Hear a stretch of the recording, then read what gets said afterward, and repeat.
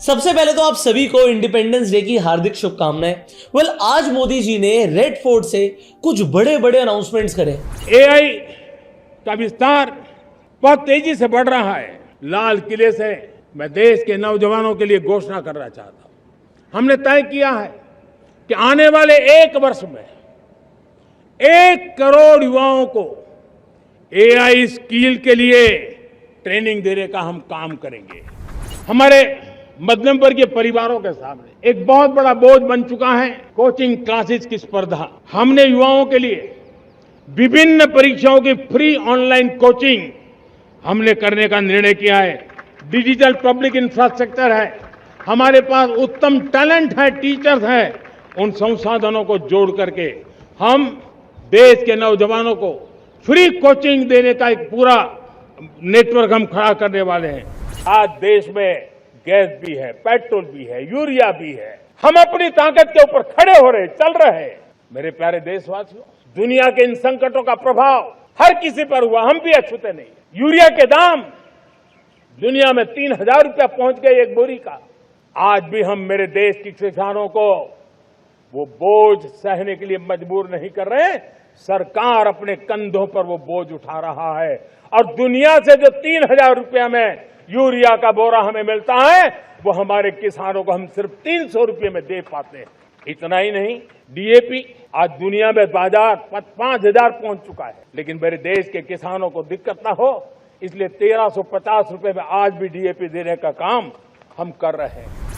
खैर, इतने बड़े बड़े अनाउंसमेंट जो करे हैं उसका हमारी जेब पर, हमारे फ्यूचर पर, हमारे बच्चों के फ्यूचर पर क्या असर पड़ने वाला है, ये मैंने आज इस वीडियो के अंदर डिटेल में डिकोड किया। तो इस वीडियो को एंड तक जरूर देखिएगा और अगर ये वीडियो आपको पसंद आए तो इस वीडियो को शेयर जरूर कीजिएगा। अब सबसे पहले तो मोदी जी की रेड फोर्ट से 13वीं कंसेक्यूटिव इंडिपेंडेंस स्पीच थी। अगर आप कंसेक्यूटिव स्पीचेस की बात करेंगे तो नंबर 1 पर जवाहरलाल नेहरू जी है, शायद उनका 17 कंसेक्यूटिव स्पीच का रिकॉर्ड है। उसके बाद इंदिरा गांधी जी थी और अभी मोदी जी आ गए हैं। इंदिरा गांधी जी ने ज़्यादा स्पीचेस दी थी, बट यहाँ पर कंसेक्यूटिव स्पीचेस की मैं बात कर रहा हूँ कि लगातार मोदी जी ने अपनी 13th consecutive independence day speech दी है रेड फोर्ट से। अब ये जो स्पीच थी ये 75 मिनट्स की थी, बट 75 मिनट की आपको स्पीच सुनने की जरूरत नहीं है। डिकोड करते हैं कि मोदी जी ने क्या क्या बोला है। सबसे पहले उन्होंने बोला है कि अगर हमें एक विकसित देश बनना है तो 7 स्ट्रीम्स पर काम करना पड़ेगा, सप्तधारा पर काम करना पड़ेगा। मेरी स्क्रीन पर आप देख सकते हैं ये 7 अलग अलग स्ट्रीम्स कौन सी हैं। सबसे पहले इंडिया को मैन्युफैक्चरिंग के अंदर आगे बढ़ना पड़ेगा। आप सब जानते हैं कि चाइना मैन्युफैक्चरिंग के अंदर आगे बढ़ा, इसीलिए आज वो कितना आगे निकल गया। अगर इंडिया को भी डेवलप्ड बनना है तो उसे मैन्युफैक्चरिंग के ऊपर ध्यान देना पड़ेगा। कोर फोकस होना चाहिए ग्लोबल लेवल के स्केल पर और कंपेटिटिवनेस पर। उसके बाद फार्मिंग और एग्रीकल्चर पर इंडिया को ध्यान देना पड़ेगा। थर्ड आ जाता है टेक्नोलॉजी और इनोवेशन में इंडिया को आगे बढ़ना पड़ेगा, जो मुझे लगता है कि बहुत जरूरत है। उसके बाद बात करिए गति शक्ति की। एक बार मैं खान सर को सुन रहा था और खान सर ने एक बात बोली थी कि इंडिया को अगर आगे बढ़ना है तो हमारे रोड पर जो स्पीड होनी चाहिए ना, जिस स्पीड से ट्रक्स की मूवमेंट होनी चाहिए वो होनी चाहिए 100 किलोमीटर हर घंटे के हिसाब से। मतलब इतनी स्पीड में तो कम से कम जो ट्रक्स हैं, जो कमर्शियल व्हीकल्स हैं, उन्हें मूव करना ही चाहिए। अगर लॉजिस्टिक हमारा स्लो होगा तो हमारा देश स्लो हो जाएगा। मोदी जी ने एग्जैक्टली जब गति शक्ति की बात करी है तो वो कनेक्टिविटी की बात करें कि भाई मैन्युफैक्चरिंग यूनिट से कोई सामान निकलता है तो हमारे पोर्ट पर कितनी जल्दी जा सकता है, इसके ऊपर इंडिया को फोकस करना पड़ेगा, डेफिनेटली करना पड़ेगा। फिर डिफेंस, भाई पूरे वर्ल्ड में जंगें चल रही हैं तो इंडिया को रक्षा शक्ति मतलब सेल्फ रिलायंस डेफिनेटली दिखानी पड़ेगी। डिफेंस में भी आत्मनिर्भर बनना पड़ेगा। जो हमारी ब्रह्मोस मिसाइल्स हैं, आज की डेट में कई कंट्रीज उनके ऑर्डर्स दे रही हैं, तो इंडिया अगर डिफेंस में सेल्फ रिलायंस के ऊपर जाता है, उसकी तरफ बढ़ता है तो ये बहुत अच्छा होगा। और इंडिया को अगर डेवलप्ड कंट्री बनना है तो मुझे लगता है डिफेंस का खर्चा हम इंपोर्ट करने पर ना खर्च करें, हम खुद बनाए तो बहुत बढ़िया रहेगा।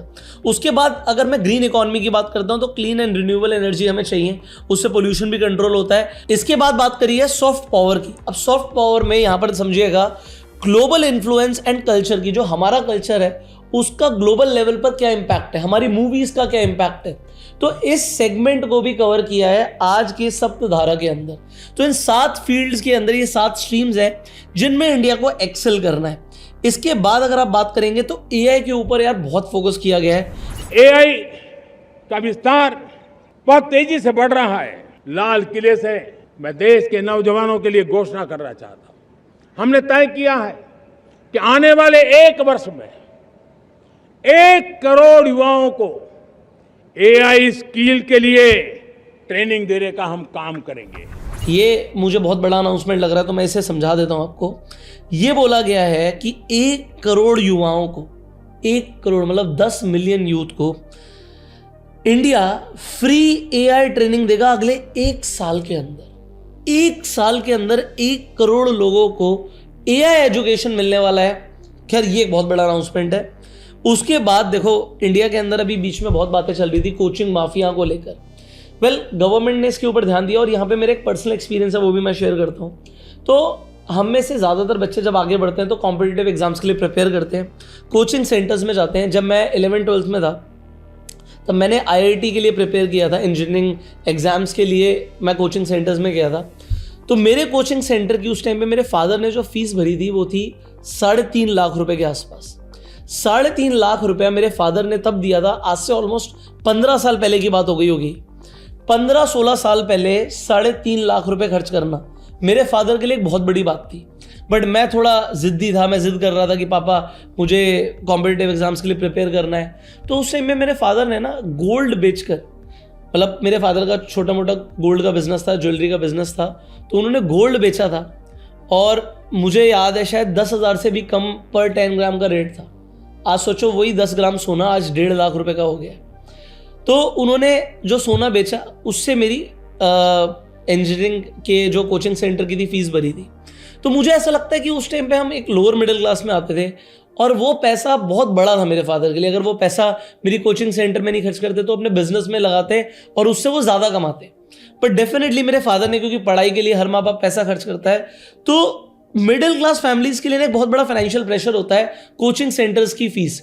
और अभी अब न्यूज़ में भी हर जगह सुन रहे थे कि कोचिंग सेंटर्स बहुत फीस लेते हैं, हज़ारों करोड़ों रुपए का उनका टर्नओवर हो रहा है।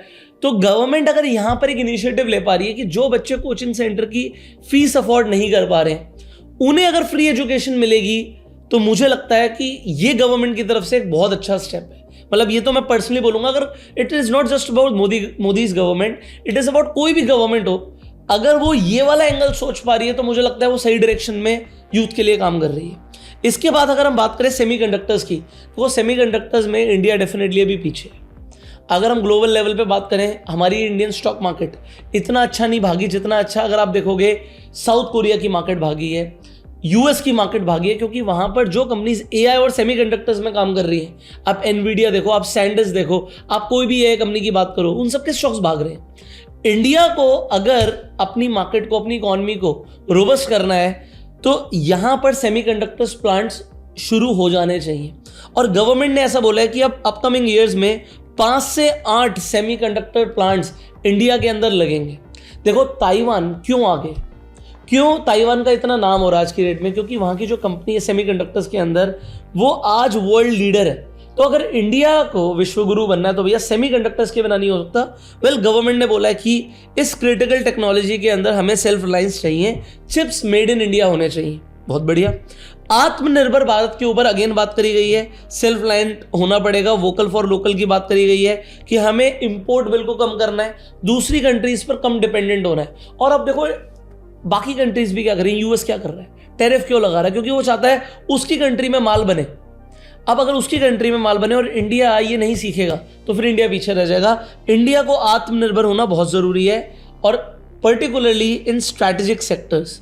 अगर मैं यूथ की बात करूं तो भाई यूथ के ऊपर बात करी गई है, आज जॉब्स के ऊपर बात करी गई, एंटरप्रेन्योरशिप के ऊपर बात करी गई।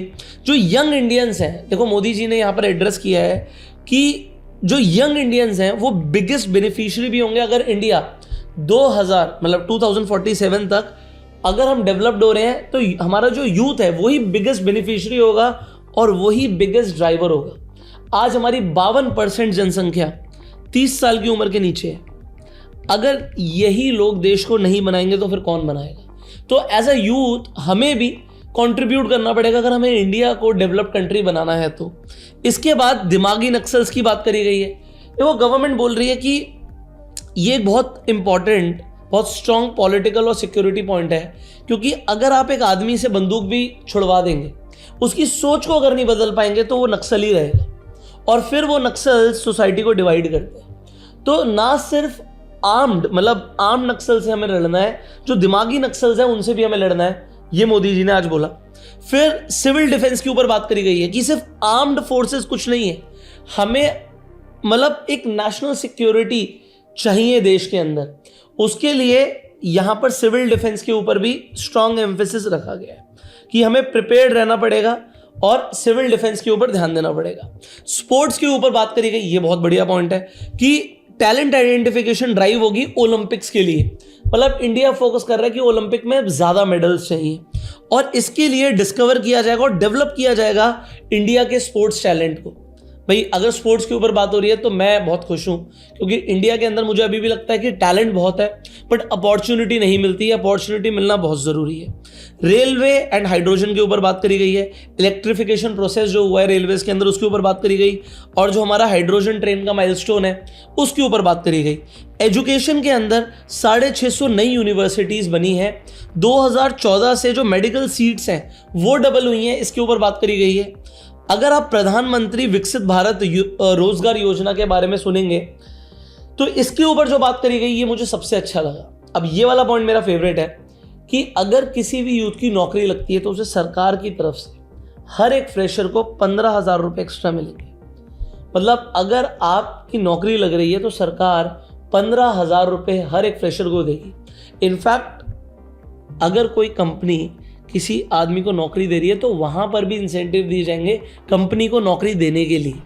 तो कंपनी का भी फायदा और एम्प्लॉय का भी फायदा, यहाँ पर गवर्नमेंट सपोर्ट कर रही है, ये मुझे अच्छा लगा, ये पॉइंट मुझे काफी अच्छा लगा। एंड फाइनली दिवाली का वेट कीजिए, मोदी जी ने ऐसा बोला है कि भाई नेक्स्ट जेन जीएसटी रिफॉर्म्स आपको देखने को मिल सकते हैं दिवाली पर।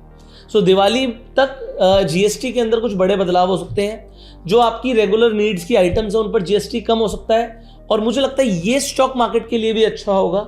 अगर टैक्स कम होगा तो खपत ज्यादा होगी, कंजम्पशन ज्यादा होगा, जिससे आपको जो कंपनीज हैं उनके स्टॉक्स भागते हुए देख सकते हैं। तो मार्केट के अंदर एक मोमेंटम आ सकता है अगर जीएसटी रिफॉर्म्स होते हैं तो ये पूरी की पूरी मैंने डिकोड करने की कोशिश करी है जो भी रेड फोर्ट से बड़ी अनाउंसमेंट्स हुई हैं। बट मुझे एक चीज बताइएगा, इनमें से आपको क्या लगता है कि कौन कौन से जो वादे आज हुए हैं ये पूरे होंगे? जैसे बड़े बड़े वादे हैं, 1 करोड़ लोगों को एआई ट्रेनिंग मिलेगी, जितने भी फ्रेशर्स ज्वाइन करेंगे उन्हें 15,000 रुपए मिलेगा, कंपनीज को इंसेंटिव मिलेगा। ये बड़े बड़े वादे हैं। सेमीकंडक्टर्स में हमारे प्लांट्स लगेंगे। आपका क्या मानना है, कौन कौन से वादे पूरे होंगे? कौन से ऐसे वादे आपको लगता है जो मुश्किल है पूरे होना? कमेंट करके जरूर बताइएगा। बाकी इस वीडियो को शेयर कीजिए, इससे लोगों को समझ आए कि रेड फोर्ट से मोदी जी ने क्या क्या अनाउंसमेंट्स करी है और उसका इंपैक्ट क्या होने वाला है आगे फ्यूचर जनरेशंस पर, इकोनॉमी पर, स्टॉक मार्केट पर। सो कमेंट करके आप अपना ओपिनियन दे सकते हैं इस वीडियो को लेकर, और इस वीडियो को शेयर जरूर कीजिएगा।